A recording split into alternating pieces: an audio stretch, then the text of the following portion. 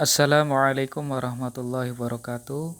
Para pendengar yang budiman, kali ini saya akan membacakan kisah Uwais Al-Qarni, pemuda istimewa di mata Rasulullah dan terkenal oleh penduduk langit.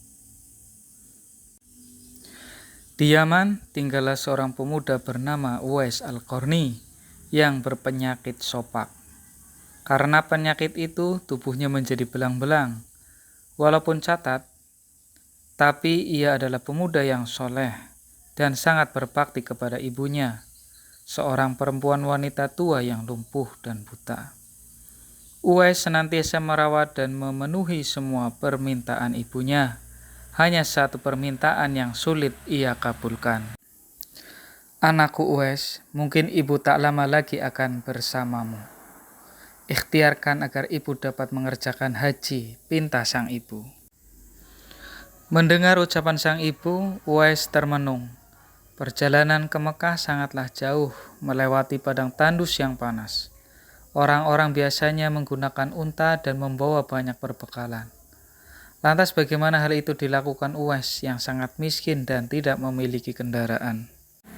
Uwais terus berpikir mencari jalan keluar.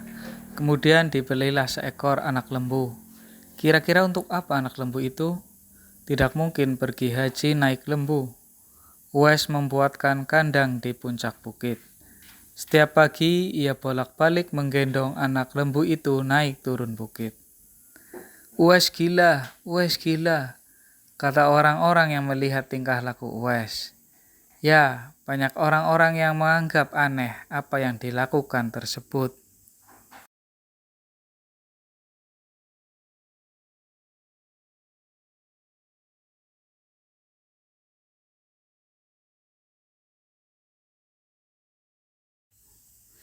Tak pernah ada hari yang terlewatkan. Ia menggendong lembu naik turun bukit. Makin hari anak lembu itu makin besar, dan makin besar pula tenaga yang diperlukan Uwais. Tetapi karena latihan tiap hari, anak lembu yang membesar itu tak terasa lagi. Setelah 8 bulan berlalu, sampailah pada musim haji. Lembu Uwais telah mencapai 100 kg. Begitu juga otot Uwais yang semakin kuat. Ia menjadi bertenaga untuk mengangkat barang. Tahukah sekarang orang-orang apa maksud Uwais menggendong lembu setiap hari? Ternyata ia sedang latihan untuk menggendong ibunya. Uwais menggendong ibunya berjalan kaki dari Yaman ke Mekah. Subhanallah, alangkah besar cinta Uwais pada ibunya itu. Ia rela menempuh perjalanan jauh dan sulit demi memenuhi keinginan ibunya.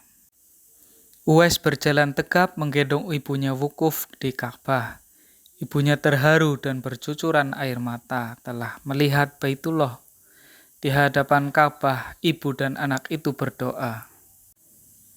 Ya Allah, ampuni semua dosa ibu, kata Uwais. Bagaimana dengan dosamu? Tanya sang ibu keheranan.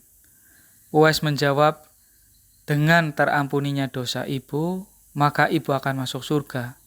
Cukuplah ridho dari ibu yang akan membawaku ke surga.